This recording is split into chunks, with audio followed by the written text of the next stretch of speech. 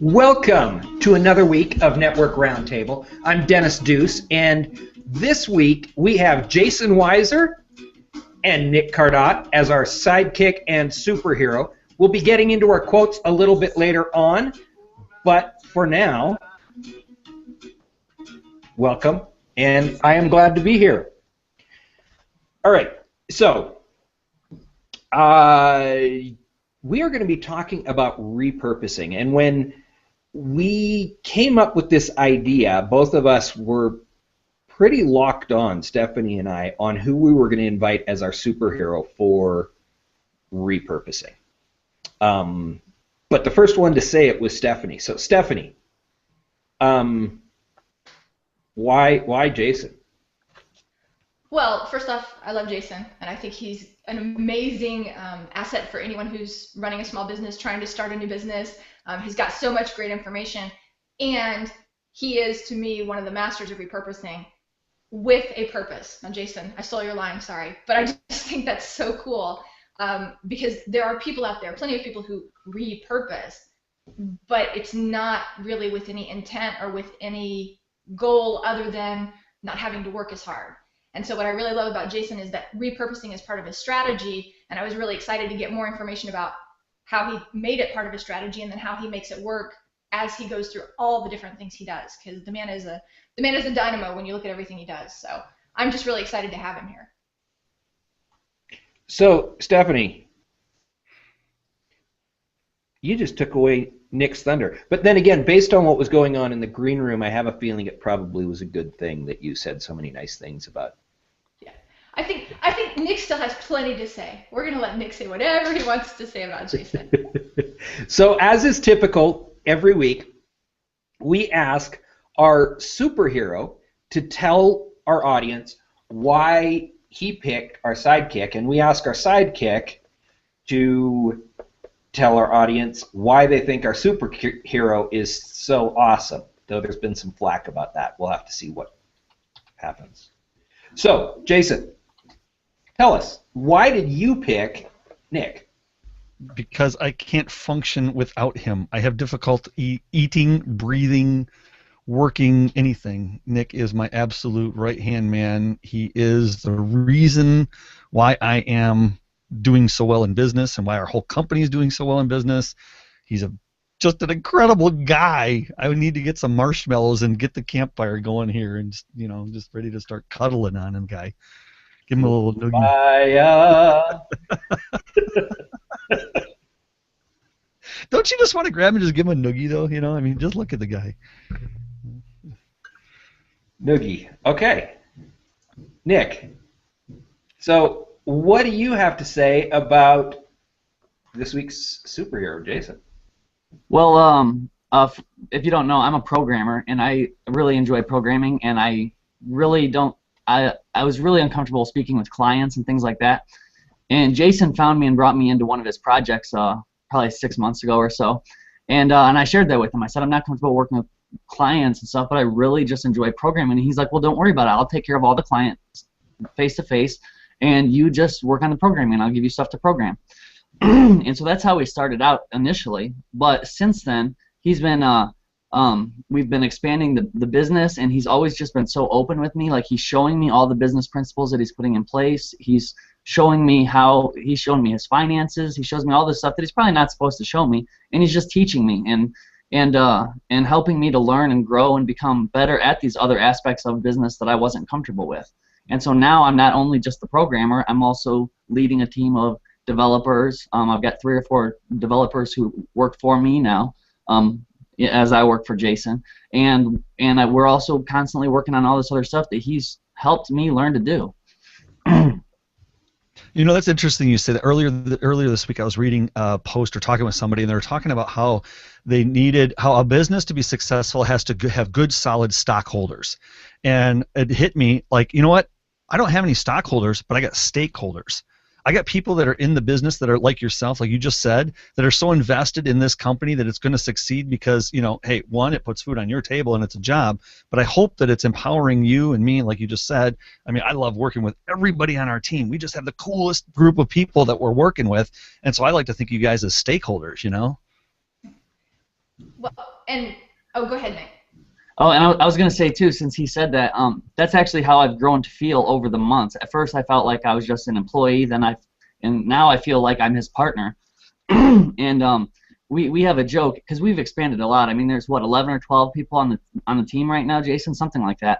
And we have this joke where I sometimes call him the bottleneck. Because, like, he'll be in back-to-back meetings for 3 hours, and I just need a simple decision. So at some point, I finally just got to the point where I'm like, well, I'm just going to make this decision and send it to the team, and if he doesn't like it, he can coach me and help me make a better decision the next time, and that's just how we roll. And then I told him that one day, and he's like, no, you know what? I'm really glad you're being more aggressive in taking those decisions off my plate. You're welcome to make those decisions, and so he's empowering me, and it's great. It's a great feeling. And that's a great tip to any. I know we're supposed to be talking about repurposing in here, and now we're talking a little bit more about outsourcing and VAs and growing your business. But why not? Let's do it for a minute. But and the other thing about that bottleneck thing is what that's taught me is that if I'm the bottleneck, like we kind of have this understanding, me, Nick, and then another project manager, Betsy, where I say, okay, if I'm the bottleneck and I don't get it done by this time, you go ahead and do it. And then if I don't like what you did, then I only have me to blame because I didn't get in there and get it done on time. So I can't blame you for doing it wrong. I have to blame me for still being the bottleneck. So I have to find a way to not be that bottleneck when you're a CEO of your company.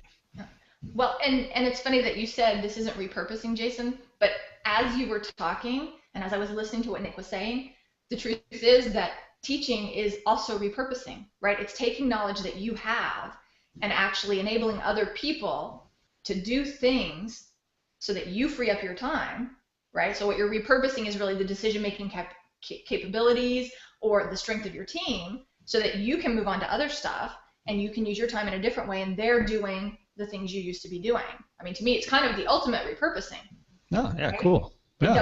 doubles your time because then if you've got someone who can make the decision the way you would, you can go and make other decisions. You make twice as many decisions.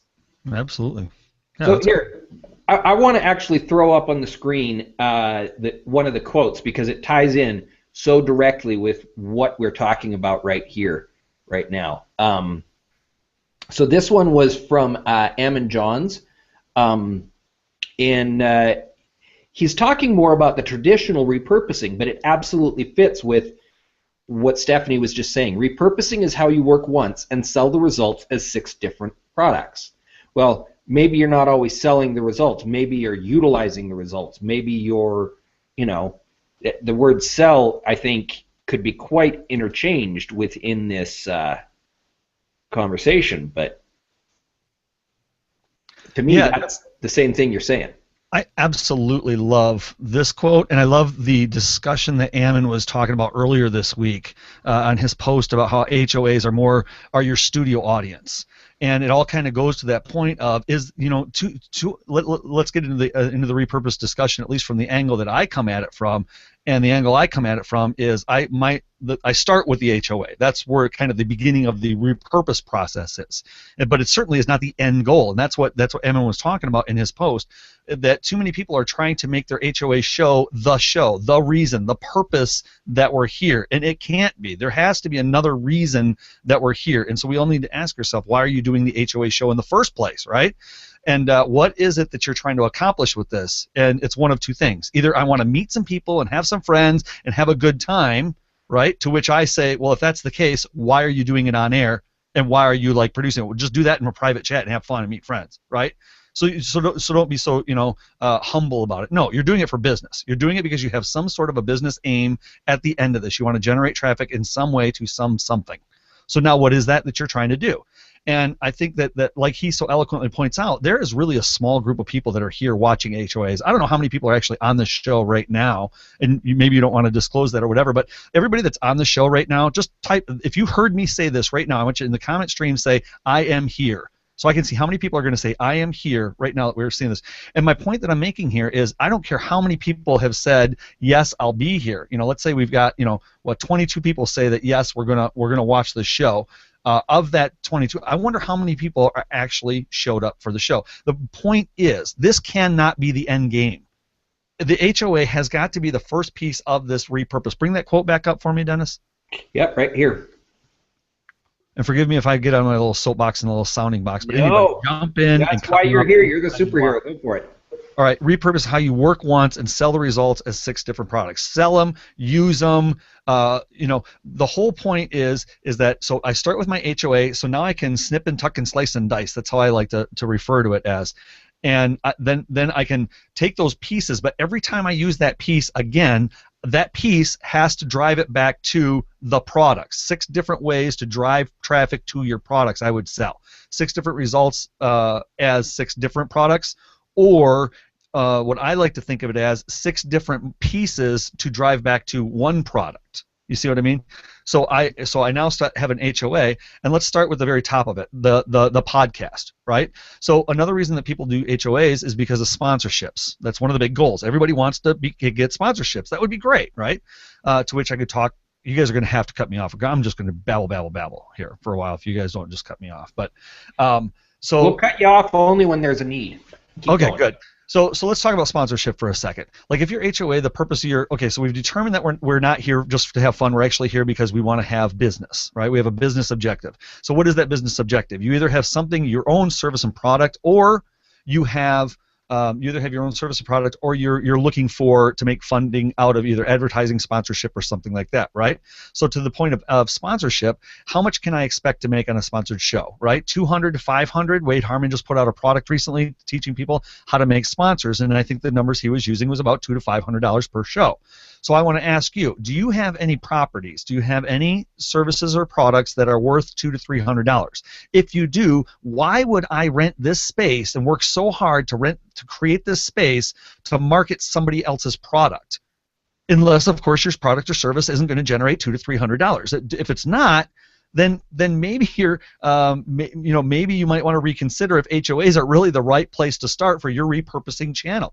I mean, let's just get kind of blunt with each other here, all right? So there has to be at least something at the end of that can generate $200 to $300 minimum. Let's say 500, right?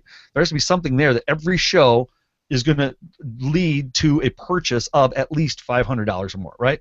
Or we do our sponsorships. Now, if it's not going to lead to a product that you have that generates that much money, then I would then ask, what sponsor is going to sponsor you? John Lee Dumas put out a report recently on his podcast, 10,000 downloads a day, 10,000 downloads a day. And for a 15-second spot, advertisers pay $18 per 1,000 CRM, right? What that translates to is $18 for every 1,000 viewers. Folks, we're never going to hit 1,000 viewers. One of my first shows, Peg Fitzpatrick on YouTube, just hit 1,000 views, and that was months ago, right? Mm-hmm. So I would have gotten a sponsor, would have paid me $18 for that show. Sponsorship is not really, I don't see it as being a chief aim unless you can write, like we said, you do a specific show on a specific topic where you can get enough eyeballs, and then that sponsorship's going to go out from there. Okay, don't want to get too far. So the point of repurposing here then is, so I've created my show as an advertising for my products and services. I use OnTrackTips.com, branding. I use OnTrackTips.com to drive traffic to Wiser sites. That's where Nick and I do all the work, where he does all the magic, and I do the work. That's where you can come over and bring your product, and we do consulting and web design and just holistic business strategy and help you get your product to market, basically, is what we do, your internet product to market. All right, so why not, like for us, hosting packages. We offer hosting packages $120 a year. Every show, I hope to sell 3 hosting packages, right? If I can do that, then my show's being a success. And it's starting now to get to a point where I'm generating about 3 people signing up for our hosting packages per show. I'm my own sponsor. It might sound a little bit, what would be the word, misogynistic or narcissistic? I don't know what the word would be, but to promote yourself. But look, James Wedmore taught that, and people paid hundreds of dollars for a course so that he could teach people to turn off YouTube advertising and stop messing around with their 5 to 10 cents per click and get your own advertising and drive traffic to your own website. Let me stop, and you guys, I'm sure, have something to say. Well, I love what you're saying, Jason, and you're 100% on with the thing that strikes me is for a lot of people who are either just starting out or who are just getting involved with HOAs and even, setting up a website.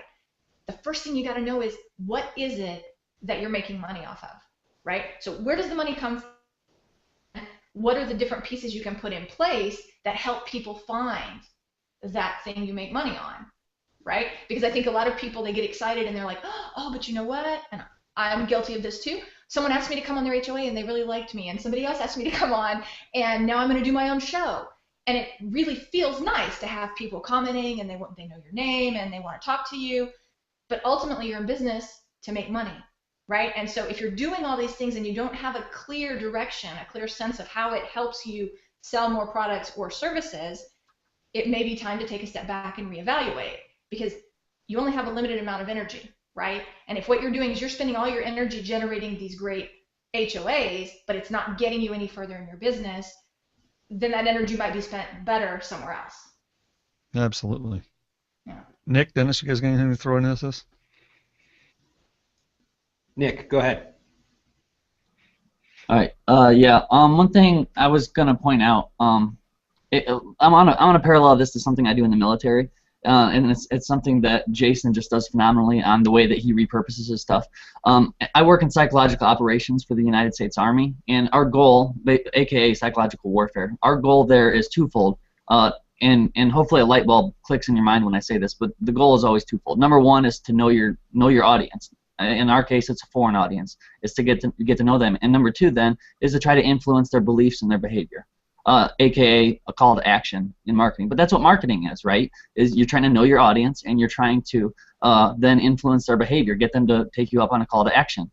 And so on repurposing and things like this, the one thing that Jason's just phenomenal at is that when he goes from the HOA to the podcast or to the blog or to wherever else he's going to publish it, before he sends it to the podcast, he sends it to a guy to have it professionally edited so that it is set up for the audience of podcast viewers / listeners. So it's set up for that audience, so it's going to appeal to them and work for them. And when he does his blog, he has a certain way that he does his timestamps and his summaries and the different things so that it works for an audience of people who want to read and stuff like that.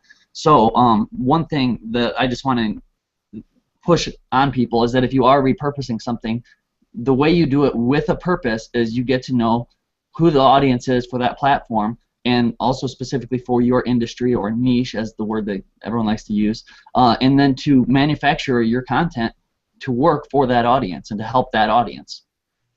Yeah, and I want to say too that the other thing that's really important is test everything and drop as many things. Like I don't know how to make this into a quotable, but test everything, and if it's not working, drop it. Right? Okay, so let's talk about timestamps, for example. All right, everybody loves timestamps, or so they say. Right? It's one of those things. I just recently put up a post that said, plus, tell me, do you just do a drive-by plussing on this timestamping, or do you really like it? Or are we just kind of like creating something that we're hoping people will like because it's a really neat piece of technology? But I, as a business owner, I have to ask myself, first of all, how long is it going to take me to do that timestamp? Well, my hourly rate is above the pay grade of being able to create timestamps. So I have to hire somebody to do that. So then I have to ask, how do I find somebody that's qualified enough to capture my voice and my brand to create a timestamp to represent my company in such a way and do it the way that I want it done at a price that has a legitimate ROI to it. I am very fortunate that I found the absolute perfect person. Would give a huge shout out to Chandra Higgins, who is, I think, the master and at timestamping. She understands brevity, she understands call to action, she understands hashtags, she understands purpose, and we've worked together through this process, right? But ultimately, I have to ask, is the amount of money that I'm paying to have that service going to produce an ROI? And then I have to go back, what is my ROI? What is it I want to accomplish with everything? It's always, at least for me right now, it's leads. I want people signing up for my newsletter, so I have to determine what price tag can I put on them. That's an arbitrary number initially, but as your business grows and develops, you have to be able to kind of hone that in. How much is a lead worth to you? Are you willing to spend, if you could walk up to somebody and say, here's $1, because you're a qualified lead, I'm going to give you $1. Or $2 or $3? How much is it going to cost? And that takes into consideration the amount of that you've invested into your marketing to reach to say 100 people, and only 3 of those people actually buy. Now all of a sudden I'm paying, upwards $10, $25 per lead. Is that lead worth $25 to you? If it's not, then you need to decide. So when we look at things like timestamping, or another one, Scott Scrowcroft, absolutely love his service. He does an amazing, amazing job with these. And Eric Eng and Mark Trapping, the guys over at Stone Temple Consulting, have used his service, and it has shown proven results. Unfortunately, he's out of my price point. The product that he has for the ROI that I'm going to get for my business, it just doesn't have. I wish that I could afford him. Basically, I don't know how else to say it. I wish that I could justify that piece. So let's come back to repurposing. When we talk about all the different things that we repurpose, right? We have to ask ourselves as a business owner, what am I going to invest in?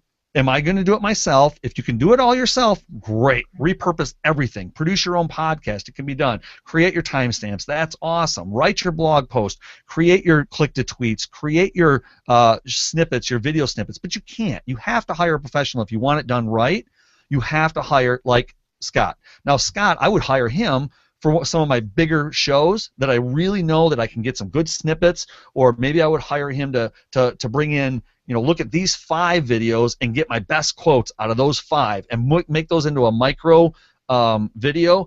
Absolutely see the value there. In fact, Scott, we probably should be talking about this. But anyway, but for me, every week doing a 30-minute show, and to pay somebody every week to repurpose that into a micro video might not have the ROI. It doesn't for me in my program, but it may for you. So I'm not here to discourage your saying. So you have to ask yourself when you're repurposing, why am I going to, what different possibilities are there, right? You lay those cards all on the table, and then you say, what am I going to get out of that? Podcasting, for me, in my opinion, is one of the absolute best ROIs. It has a huge reach. Since my podcast has been put up, which is 2 weeks ago, right, 2 Mondays ago, 943 downloads. 943 downloads on my podcast. That is amazing, right? Now, granted, I'm $18 for you. What's that? There's $18 for you. There's $18. I can just earn my first $18. Now I can pay for Kerry Green to produce some more. That's right. Kerry Green over at Podcast Fast Track does an amazing job of helping me get my podcast produced and up. But of course I'm playing the long-term game, and repurpose really is a long play, right? You're not doing this play because you want a one-time deal. So pull that quote back up, if you would, Dennis, about that Ammon said, if you don't mind. I'm on a different quote, but I'll pop back. How are we doing on time here? It's an hour show, Jason. We're fine. How long have we been going? It's only 7 after 12, so we haven't even done half an hour. You're good. Oh, you're kidding me. No, I know you're nervous, but trust me, breathe. We're gonna. I don't get nervous. This is just me. I'm just like. There it is. Okay, go ahead. And then I have a question for you. We're gonna have to hand it over here because I'm like lecturing now, and I'm sure people didn't come here for a lecture to hear the Jason Talking Head show. What do we have here? Let's see. Sell the results as 6 different products. Yeah. So those 6 different products. Let's look at what are 6 different products. So I've got the original HOA itself that lives on Google Plus event. Then I've got the YouTube. Then I've got the podcast version. Then I've got a timestamp. There's 4. Then I've got the video micro content, and then I've got, say, quote graphics. All right. There's just 6 pieces, for example. All right. And and so you have to look at each one of those 6 products and say how much does each one of those cost me to produce, either in my own time or to outsource it, and what kind of an ROI can I expect to have. And when you're starting out with repurposing, that's where I tell everybody that you need to start. Look at the thing that's going to give you that costs the least and is going to have the highest ROI, right? And so for me, some of those are timestamps are doing a wonderful job for me because like the other day I said, if you can get it for the right price and you find the right person, then timestamps can be an amazing can be very good, because somebody had said, I don't usually watch the show live, but when I see the timestamp, I'm able to look at the table of contents and quickly skim through that table of contents and determine, is there anything in here for me? And if there is, then they'll go in and they'll click on it and they'll listen to that one section. So great, I've gotten somebody there. But again, does that answer my ultimate call? Like, why did I do the HOA in the first place? Right? I want people to sign up. Now, is that person that watches that little micro piece, that little snip, are they going to convert to a subscriber? Well, maybe not. But what if I incentivize them with using annotations at those same timestamp moments? So I'm repurposing that process through. So you click on the timestamp, and when that comes up and there's the question, then I can immediately have something else like annotated into the YouTube video, and you click on that, and boom, now I've got them on my website. You see what I mean? I can make that nice flow through. A lot of work, no doubt, but these are long play strategies or tactics that will that help to define the edges of your sales funnel, right? Well, and Jason, I have a question for people. Like, this is all super information, but for people who haven't even done an HOA, for example, for people who are looking at this and they're saying, well, what is it? I'm trying to advertise my business. I'm trying to drive traffic to my site. Is this something that would be a better second step? Is repurposing something we need to leave until we actually have a primary audience, and then we can get feedback from them so that we know, what, they don't have time to watch a 30-minute show, but they really dig the timestamps, and that helps me convert? Or is it actually something we should build into our business from the very beginning? Okay, say that one more time. I'm sorry, I missed that second part.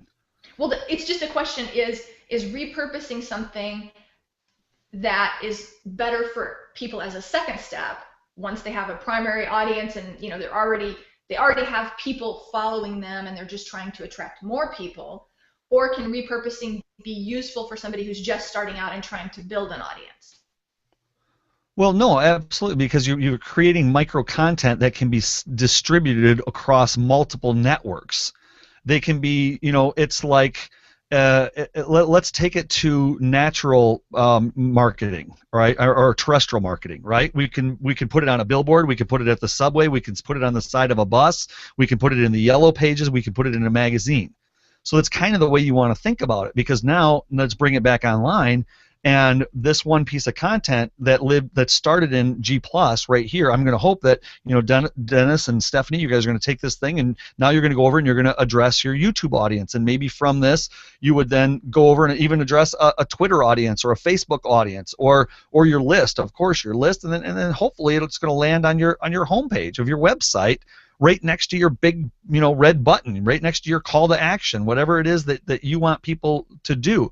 So I think that starting out from the very beginning, it's absolutely don't do an HOA if you don't have a repurpose strategy. I could categorically say don't even mess with it. Now, that doesn't mean you're going to be able to execute from day one. No, of course not. But you always start with a concept. I'm going to use HOAs to drive traffic to my list, to get names on my list. All right. So so drive traffic's from my I got distracted by Zara's comment about the timestamp. Thanks, Zara. I'm glad you appreciate that, because it is a pretty cool thing that we discovered. Remind me where I was. You were talking about starting. Hey Nick, do I ever do this in our conversations? Like when we're like in a meeting and we're like, do I ever do that?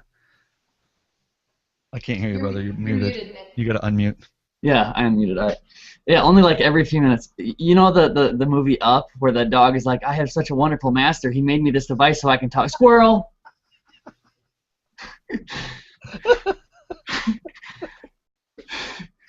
Yeah, that's it, man. Okay, I love that movie, by the way. That's a great movie. But Jason, what you were talking about was the notion of making sure that even if you can't execute your entire repurposing strategy when you start your HOA, you need to have it, right? Oh, wait, before you continue on, if you love that movie Up, there's something. It's called. It's on YouTube. Check it out after this show. It's what if Michael Bay had directed the movie Up, and it is hilarious. Like just full of random. Who's Michael Bay? He's the guy who does like Transformers and all those movies with tons of action and explosions. I just want to throw in the Utah link. There actually was a house built, and it was in the home show a number of years ago, that the architect actually got permission from Disney. This literally was built to mimic exactly everything that you could tell from the movie. And of course, in the home show, they had a bunch of balloons off the roof. I was about to ask you if they had balloons on it. Yeah, during the home show, they did fly balloons off the top of it. So, sorry, we really sidetracked, but then again, we are on Network Roundtable, so you can expect that. So, yes, if you want to go back to what I got the squirrel. Bring him back. The squirrel? Yeah, I brought him back. You can cook him up if you want. Ready? Well, no, I think if you just wrap it up for us and say why it's important, even if you're starting, it's not something that you why is it important? Right. I would say don't even. Okay. And well, I'm going to answer Griswold's question at the same time. In terms of percentage, how much is generating sales and how much is establishing expertise and reputation? Brilliant question. And they go side by side here, right? So when I'm starting out, I ask myself, why am I doing an HOA? All right, and I'll tell you why I do it. On Track Tips. Why do I do an HOA? I do it, one, because I want to drive eyeballs to my website, right? But people aren't going to just go sign up on a newsletter just because it's there. I recently did a podcast launch party, and I asked people, and I add Doug. What do you mean I'm Doug, Cheryl? Come on, master. Squirrel. What was I just saying? I had to prove that point. No. So with Griswold's question here, on Track Tips, I want to drive traffic. I want to drive traffic to my website, so I want to use this as a marketing channel. But you're absolutely correct. Who's going to go and sign up for my website? Only people that know, like, and trust you, right? So how do we get them to know, like, and trust you? Now we're back into the argument as to why Hangouts on Air are so absolutely incredible, because you get to spend a half an hour or an hour inside the person's head. You get to hear them and hang out with them and chat with them, and it's real interactive, and you get to, like, meet them, and how cool is that, right? So absolutely there's that piece. But there's also the piece, like you say, establishing expertise and reputation. But expertise and reputation and fame in themselves are great, but only if you have a big red button. You've got to have a reason for wanting to come on, unless, like I said, unless it's a narcissistic thing or you have a need to hang out with buddies and pals, and then if that's the case, do it in private, But if you're going to do it as a public HOA, so Griswold, yes, for on-track tips, largely, why I invest, and I'll just throw the number out there right now, I invest about $350 per episode to produce on-track tips. Now, I know there's a lot of people out there that produce them yourselves, and that's awesome, but why do I say that? I say that only to say that, people come back to me and they're like, why would you invest that much money? You could just do it all yourself. You can do, because it's a part of a much bigger plan. Yes, I want to market and brand myself, but people call me up and say, Jason, wow, I feel like I trust you. I feel like I know you. And then we move them into the newsletter list. And then they ask this question, what are you struggling with? And then I respond to them and tell them, hey, let's talk a little bit more. Then I get them into a private 30-minute session where we move them down. This whole thing is about relationship marketing and engagement. Well, it's not about just seeing how many people you can chat with and hang out with and make buddies online. I mean, I love the idea of being social in social media. Great. That's awesome. Do it. But when you have a grander plan, and forgive me if it sounds manipulative, forgive me if I'm kind of being a little bit too honest here, but the reality is, I'm here because I need to feed my children. So I want to establish myself as an expert. I want to get inside your head, or you get inside my head, or be friends, get you to trust me enough, and not manipulatively. If you don't trust me, fine, don't push the big red button. But if you trust me or you like the content I'm putting out, push it, take a chance, and that says, okay, let's see what else we can do. Move people through these steps into a genuine relationship. Now, this is real relationship marketing, where there's an interaction. Now, of course, you get people that are from, say, like the internet marketing communities. They rely on massive lists, right? And they certainly don't have time for this. They're not going to respond to 3,000 emails a day and just talk to them. Hey, Stephanie, glad you stopped by my list, and I want to talk to you about. Of course, they can't do that. They don't have the bandwidth. That's a different business model. But I think a lot of the people that are on this show, and certainly the audience at On Track Tips, they are people that have the bandwidth that need to be speaking to their customers one-on-one, knocking on doors, generating leads, one customer at a time, one person at a time, one conversation and one relationship at a time. Ultimately, that then leads, Griswold, back to generating sales, right? Well, and what I liked about what you said, Jason, and something that I think is super important, is that what you've done with your HOA is not just use it as a method for getting yourself known, but you've also used it as part of your customer feedback loop, right? It's integrated into the way that you create the communication, the way that you start the conversation, as opposed to it just being, I'm going to push information out there and then I'm going to slice and dice the information and push it out there some more. What you do is you say, if you liked what I do and this answered some of your questions, come on over here and ask me another question and I'll make a show just for you, right? You know, you integrate the customer into your HOA. Let's talk about that. Let's talk about that for a minute. Let's go back and use timestamps as the if anybody else has something, by all means. But let's go back to that and let's talk about timestamps for a second as the illustration. So I've determined that an ROI, there's an ROI there for the timestamp, and so I'm going to use that and I put that out there. And the goal, of course, is for an engagement and to get them onto my list, right? So when that timestamp goes out, I generally get, I don't know, maybe 10, 12, 15 pluses on there, right? I can't measure that. I can convert that. It sends out there a little bit more. But what I'm really looking for is that comment. So I get 3 or 4 people on there that'll comment. 2 of them, you know, are my friends. They're the people that love and want to support and want to say, hey, great job and thank you and I appreciate it, guys. I totally do. But let's face it, in marketing, right? All of that is warm and it's encouraging. We've got to encourage each other online. I certainly would never say don't do that. But what really gets me excited are those 2 people I've never seen before, who now I can say, I can go one step further, and that's the person that when I say knock on doors, you know what I do? I go to their post or to their page. I look at their profile. I look at their website. I dig around and I find out, is there anything that they have that I need, or is there anything that I have that they need?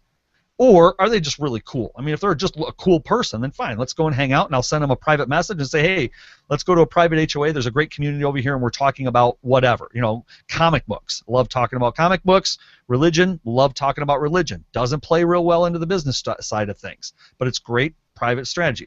But if that person is somebody that you can see is going to be a potential customer for you or a potential vendor, you know, it's somebody that you want to purchase their products and services to help benefit your clients, well, then now we're into a conversation. That's why I love if I can get 2 people on that timestamp, and then I go, now whether they convert or not, I can, you know, when you talk to somebody as a person, instead of just, hey, how you doing, send them a private message. Don't be spammy about it. Be genuinely concerned. And you know what? How people know if you're spamming or not spamming is have you done your homework on that person, or are you just talking to them based on their hover card? Don't talk to people based on their hover cards. Go to their sites, go to their properties, look around. What makes them tick? You know, what do they have that you can benefit from? What do you have that they can benefit from? You know, I want to point something out that I think is really cool. Jason doesn't just talk the talk.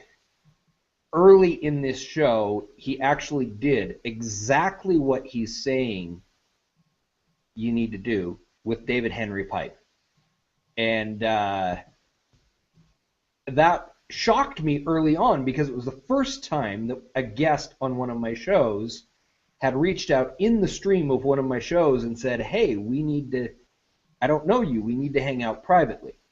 And now he's talking about the background business philosophy of why he did that. I got to say, I mean, you couldn't have done a better job, Jason.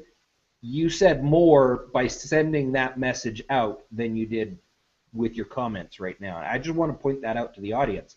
This guy's the real deal. Well, I appreciate that. And I hope you guys don't label. You know, look, I see Stephanie and Griswold and Kristen. We love Kristen. I mean, I've got some great stories about this girl. I absolutely adore and love you, girl. You know, but Kristen and Cheryl, Zara, you guys, I know all you guys. Scott, we've had private conversations. We've talked. We chatted. You know, I don't mean to sound. I like what you pointed out because you're absolutely right. And you know, the worst thing that we can do here though is paint ourselves as, you know, Guy Kawasaki said the one thing about social media is it's not purely manipulative. It's earning your right to use social in that way. And when he was talking about, you've heard him talk about the NPR model, right? Why is it that we tolerate those long telethons on NPR? Because they put out so much amazing content throughout the year that somehow it's okay with us to sit through this awful weekend-long fundraising telethon. And not only do we sit through it, but we donate. We send money in. Why? It's not that event isn't a manipulative event. That the event isn't something that they're taking advantage of you. It's giving their viewers an opportunity to say, if you want this programming, support it. And that's it, right? And so I think that when we're in social, we need to be genuine and sincere and honest and open and have that ability to communicate and connect with each other, right? But we also, look, we are in business. I'm online for business. And I love friends. I absolutely do. That's why I hang out, you know, on Facebook profile. You want to be my friend? Come over to Facebook, hang out with my profile. We'll be friends. I'm going to be friends with you here in Google Plus too. I've made some of the absolute best friends in my life are here on Google Plus. Nick, a brother. I mean, we know more about each other than many of the people that live next door or the buddies that I've grown up with, right? Google Plus has a way of connecting us at such a deep level. Scott Scowcroft and I can't tell you how many nights he and I have sat and talked. You know, when I was going through some rough stuff in Ukraine, who did I call? Not my buddy back home. I called Scott. You know, and it's amazing to have these kinds of people around you, and it's amazing more when we can support each other in business as well. So I don't know if we're still on the topic of repurposing or what, but well, and one thing that I wanted to ask you, Jason, is as we're talking about a show like yours or like this show where we bring people on, right? Whether it's in the discussion as an expert or whether it's in, you know, we just want to hear what you think. I see one of the benefits of doing an HOA as well as furthering those connections, right? So it's, you know, it's a great opportunity for me to be able to sit with you for an hour and hear your perspective, and Nick as well, but it's also an opportunity for us to get to know each other better, right? And that has some value as you start to get into that mode, to meet people who maybe without, and I don't want to say fame because fame is kind of a silly word, but, you know, without the recognition for having a show that's successful and that has nice viewership, you do have the ability to reach out to people who maybe were not accessible to you before. So to me, that's part of the repurposing equation too. As you grow your following, it helps you reach out to people who maybe are your heroes, people that you admire. You know, I don't know, tell us a little about that. Is that something you thought of when you wanted to do your HOA? Oh, absolutely. But Nick, why don't you field that first? And I was gonna say a few things here. Number one, when I was in the military, obviously I was very far from my family, so at Christmas time, I had to travel to get home, and I had to buy airline tickets for myself and for my wife, and we had to pay for that. Was I receiving anything of value when I got there to spend time with my family? Could I put a dollar sign on it? No, you can't really put a dollar sign on that type of the interactions, those friendships that we do get to create, the connections that we get to have. But I was more than willing to shell out hundreds of dollars for these plane tickets so that I could experience that, even though I couldn't really put a dollar amount on it. But that being with my family had a lot of value. And Stephanie, that's something you just mentioned, is just getting to know each other sometimes has value. Also, on the flip side too, though, and I want to go back to the question that was asked about also building. So that was one point. I'm moving on to a different point now. The question was asked: are we also building authority or expertise or whatnot when we're creating these HOAs or these products that we're doing? I've heard for years, I've heard people use expressions like, well, I don't really have a call to action for this or that because I'm only doing this just for branding purposes. Well, if branding is effective, it will lead people to either connect with you or purchase your product or to take some form of action, even if it's not purchasing your product. Maybe they want to connect with you or they just want to follow you or find more about you. But if something's not happening, well, then you're not actually branding or you're not actually demonstrating yourself as an expert. And like Jason said at the beginning, even though I'm going to modify it slightly, he said you're doing your testing, you're trying out different things, and if something doesn't work, you drop it. And the only alternative to dropping it is you either drop it or you find another way to do it. So if your HOA isn't working and you're not connecting with people and you're not making connections, then you either need to change up the way you're running your HOA, the way you're marketing your HOA, or you just need to drop it and go find something else that is working.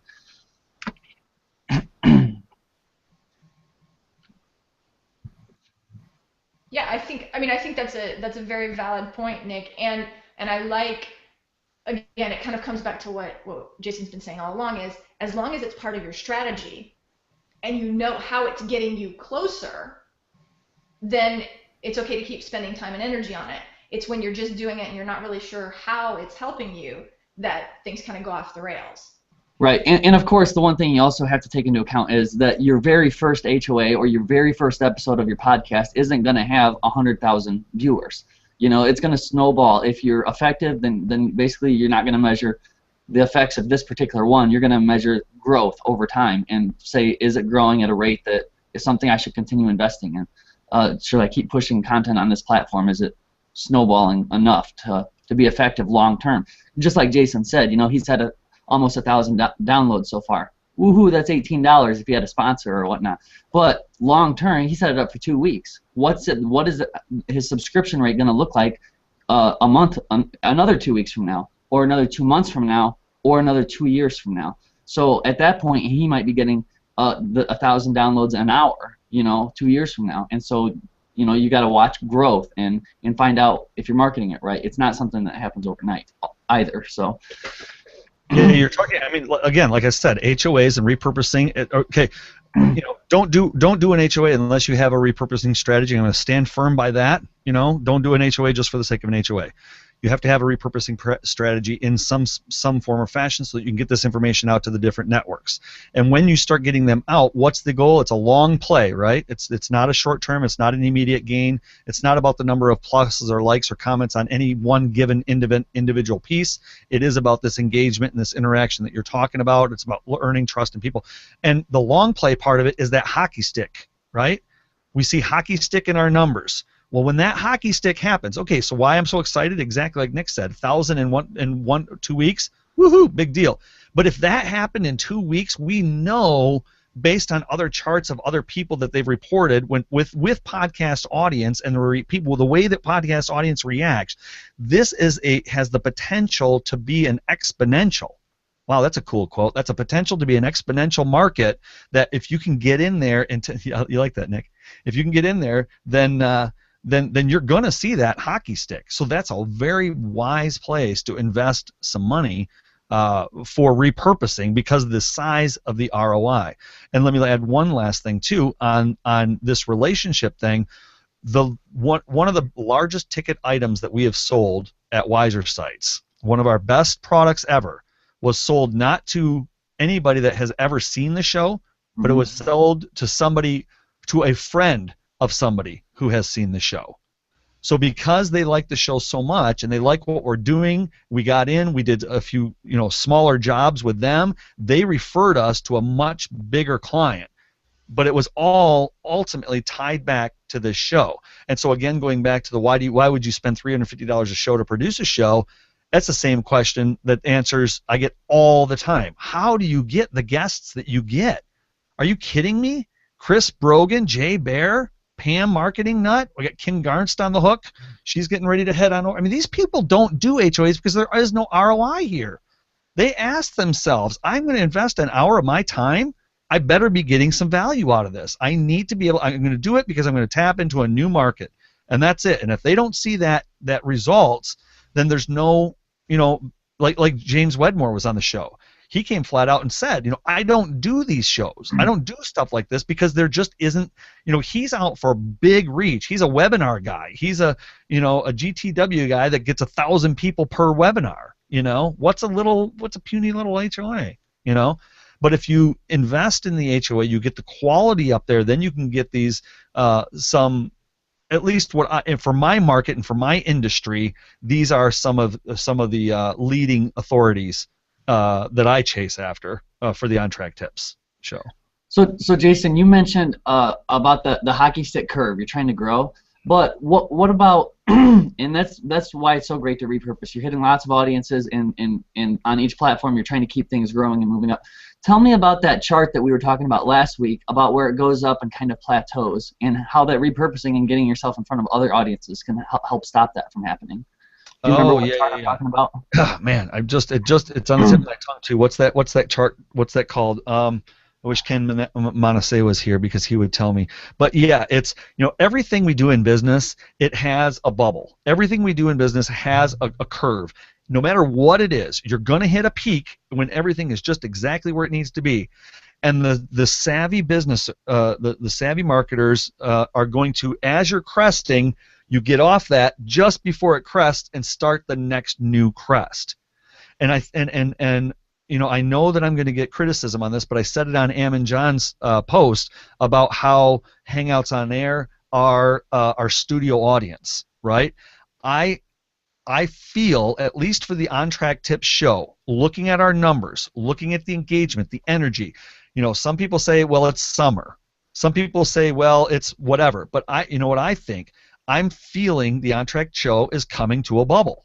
I think that it's hitting a point where I've done a lot with, and I need to jump off of the traditional way of doing the show and reach out and find new ways. Look at that, and find new ways of doing the show, so that I can create a new curve, and that new curve is podcasts.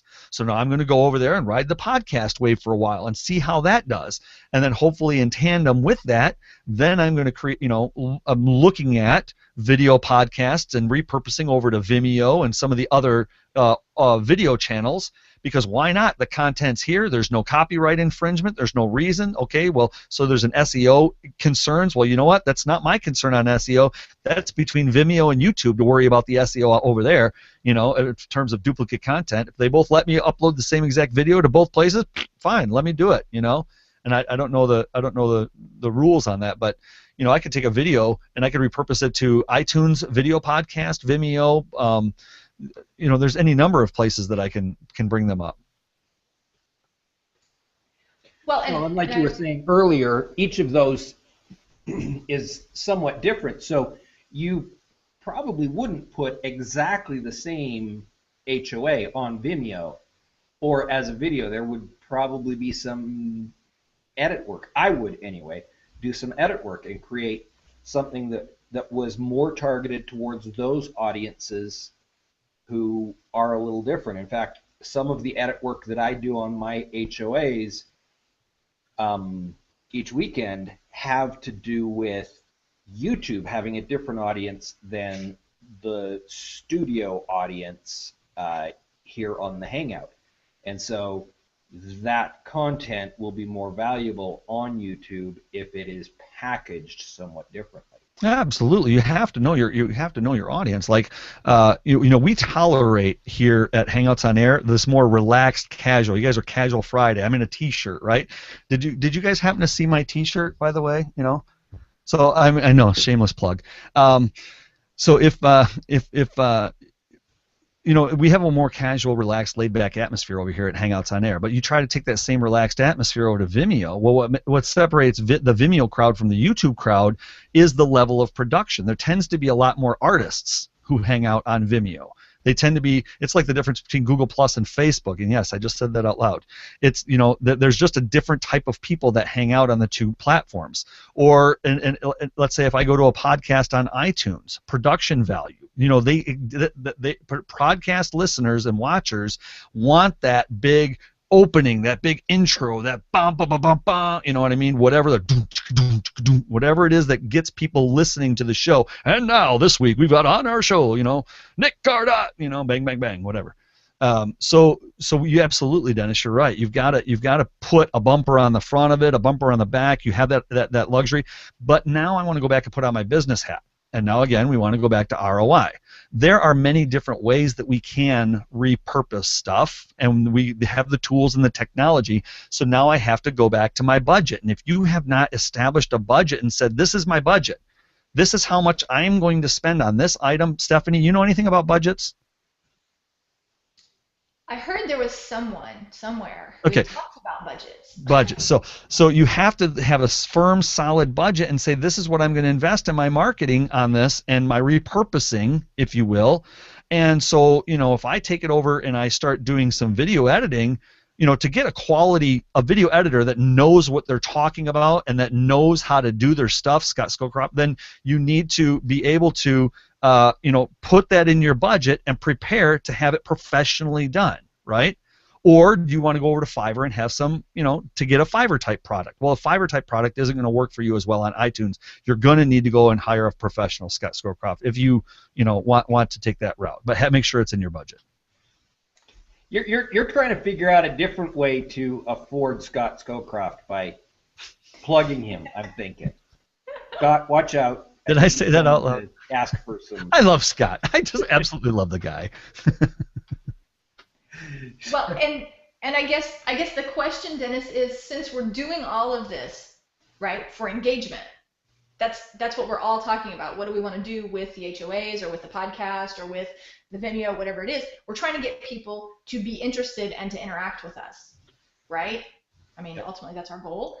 And what we have to do, Jason, as you so well said, is we have to decide how much money we can invest in something to get the right number of people interacting with us so that the right percentage of those people who interact with us eventually buy our product, right? So, there's no, to me, what we've really said is that there's no one size fits all answer, but what you need to understand is the value of your product, the conversion rate between people who interact with you and people who actually buy, and that's going to help you understand what your budget is too, right?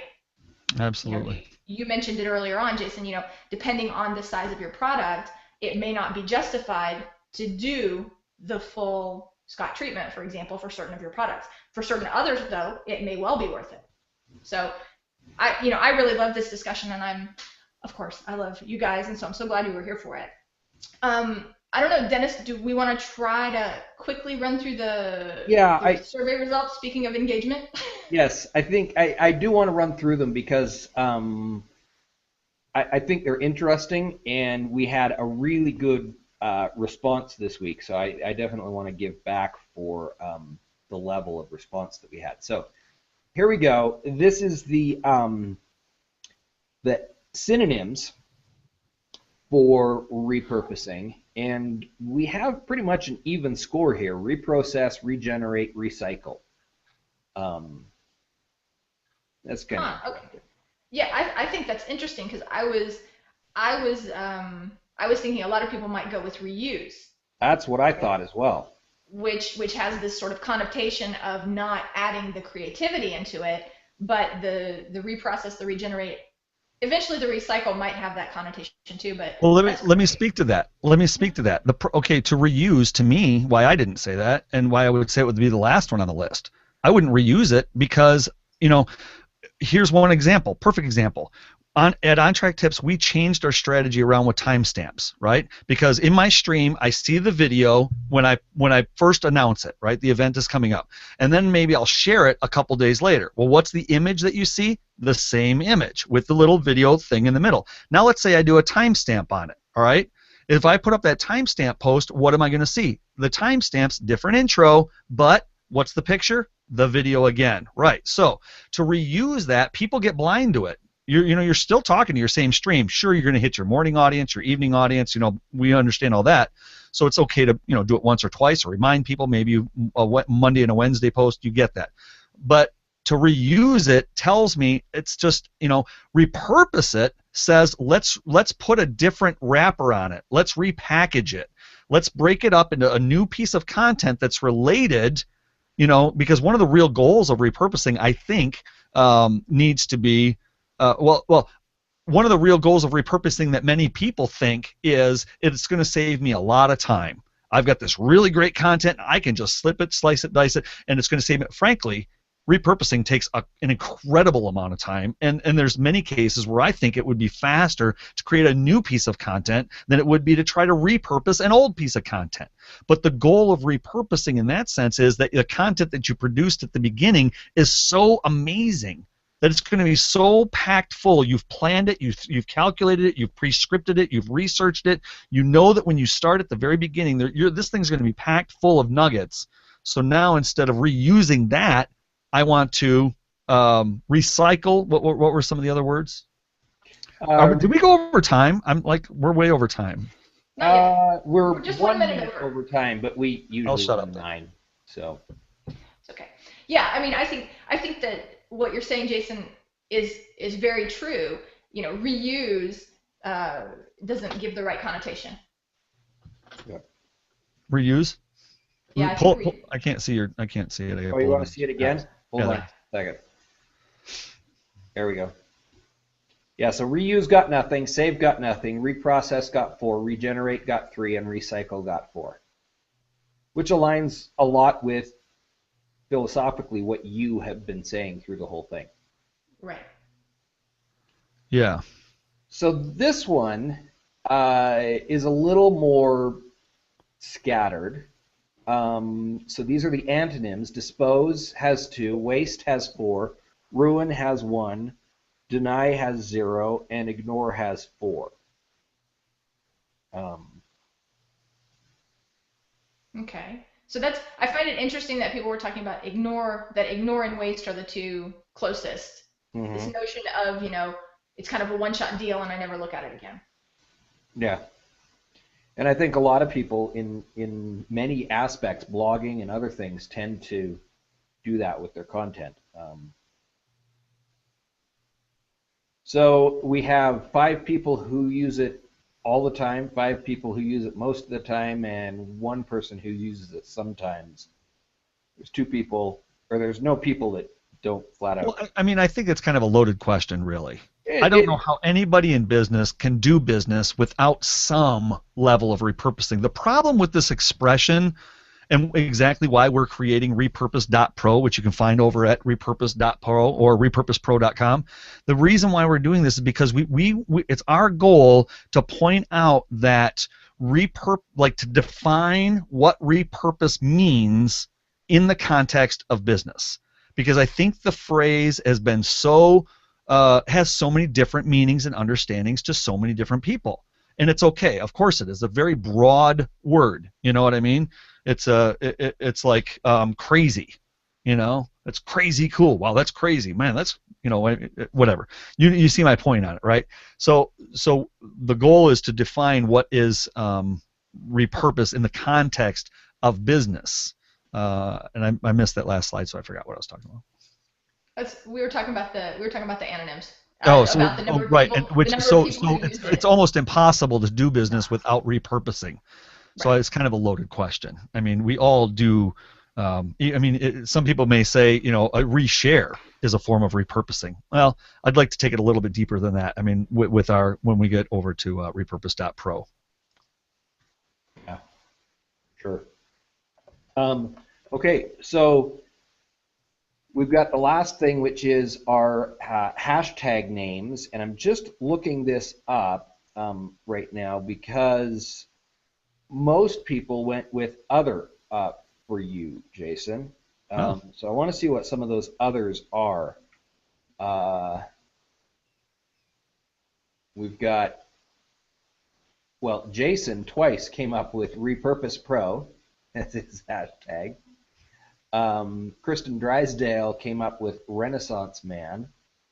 And this has to be Chandra. Yes, it's Chandra, who absolutely loves really long hashtag names. Supervisor tips man purpose getting on track.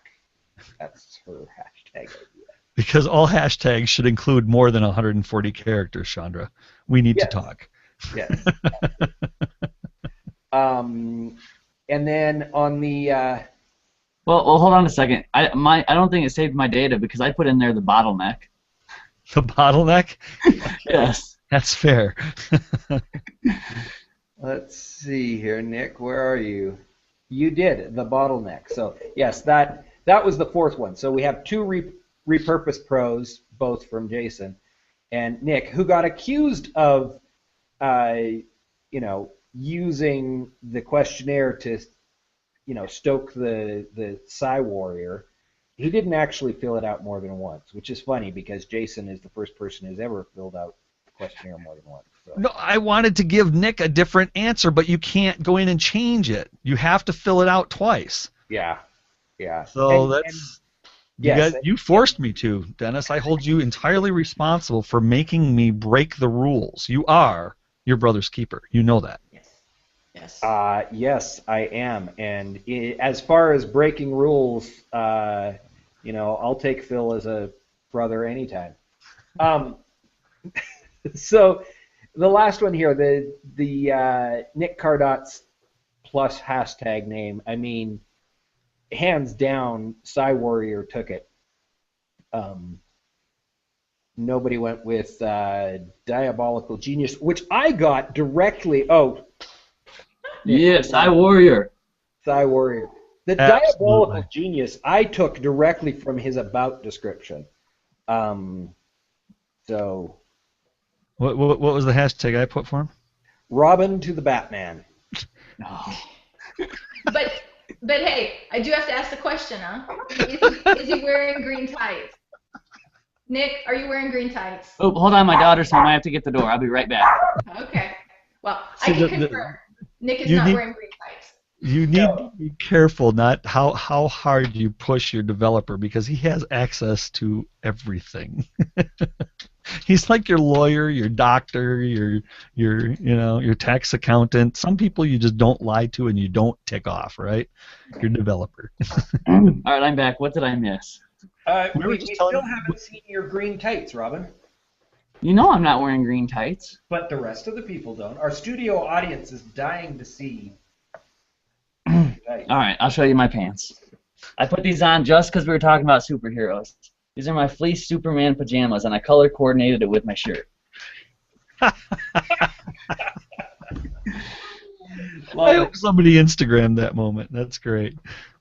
Yeah, well, thank you very much for coming prepared to be a superhero today. All right, so quick on closing thoughts. We're going to do it this way. Stephanie, closing thoughts and anything you want to promote. Jason, closing thoughts, anything you want to promote. Nick, and I'll take it out at the end. Okay, perfect. So my closing thoughts are, first, huge thank you to Jason and to Nick for everything that they've shared with us today. And I just want to let everybody know that Jason and Nick are actually part of the team that helped me develop the Financeability website. And so if you want to see a good example, hopefully, of what Jason and Nick are capable of doing, and the whole team at Wiser Sites is capable of doing, feel free to swing by the website, finance-ability.com. And any design or text errors are all on me. They handled the way things work, and the way it looks is kind of on me. So I love these guys, and I can't recommend them enough if you're looking for someone to help you build your website. There you go. Well, we did more with the whole strategy, and I tell you what, Stephanie, we had so much fun working with you, but we won't get on that. That's a different topic for another time. That'll take us another half hour, right? Thank you. Yeah, we appreciate that. Was I number 2 or number 3? You're number 3. Jason's up for You're closing number thoughts. 1, buddy. I'm supposed to be going right now? Yep. All right, it's real simple. Head on over to ontracktips.com. That's ontracktips.com. And look for the big red button and push it. Get in contact with us. Get on the list and reach out and get to know us and see if there's anything over there for you guys. And I love meeting new people. And so we just launched the podcast. I'm looking for some reviews on the podcast. Help us get up and stay up and new and noteworthy. There's a contest going on. I know that maybe hopefully like I love the conversation with Cheryl and myself earlier this week. She's like, I don't need toys and trophies to incentivize me to do something. We're friends. If you need something, ask. I can't tell you how much I appreciate that, Cheryl. So that is kind of the way that marketing is going, right? It's real genuine engagement. We don't need to put up although if you guys go ahead and win that headset, it is kind of fun. We bought it and we want to give it away and I don't know where it is. Oh yeah, here it is. It's right here. So go over and leave a review over on iTunes, and we'll give you guys an entry into the raffle drawing on September 10th on tracktips.com. And we're going to be launching in the next month or so, hopefully. I know I've been announcing it for a while. But we still got we want it perfect to launch it out and roll it out, and that's repurpose.pro. Cool. Nick. All right, I don't have any fancy calls to action. I'm just going to say I hang out a lot on Google+, but I do not want you to add me to your circles or follow me unless you actually say hello and start a conversation with me. That's what I would say. Connect with me on Google+ and say hello, and let's get to know each other. Good deal. If you want some real thoughtful and insightful conversation, Nick is just amazing. I love how you engage online. I wish I had what you've got, to be honest. The guy generates 60 comments a thread. Why? Because he replies with something more than cool, great, good idea. He'll ask you about you. You want to make a genuine friend. Hit Nick up. Thanks. No, I mean, you do great work. That's why I hired you. That's why I sought you out. Anyway, Dennis. Closing thoughts. Cricket. I really, really appreciate you guys coming on here. I think this is an important conversation, an important distinction that repurposing needs to be done with a plan, with some deep thinking, and with some organization. And I love the tie-in to ROI and your budget. So thank you. This has been one of the best conversations I've personally seen on repurposing. I hope the audience feels the same way. And this is what I'm going to plug. I'm going to be on Healthy You next week with this. The entire show is going to be this. And this came as a result of a green room after Network Roundtable. You as an audience are going to be able to ask me to create analogies live, and I will solve the cube and explain various deep thoughts of life and how they correlate to solving the cube. So I expect that I will probably solve the cube somewhere around 30 or more times during the HOA, depending on how much conversation there will be. This should be a very interesting HOA, and yeah, that's what I'm up to this week. All right, so thanks again. We will see you guys all next week, and we have Wade. Wade is going to be on. Wade Harmon will be with us next week. We're going to be talking about flow. So watch us Monday. We'll let you know who the sidekick is on Monday's little episode. 12:42 will be on for 5 minutes, and you can watch us film the trailer. See you all later. Thanks. Bye. Thanks, Dennis. Thanks, Stephanie. Thanks, guys.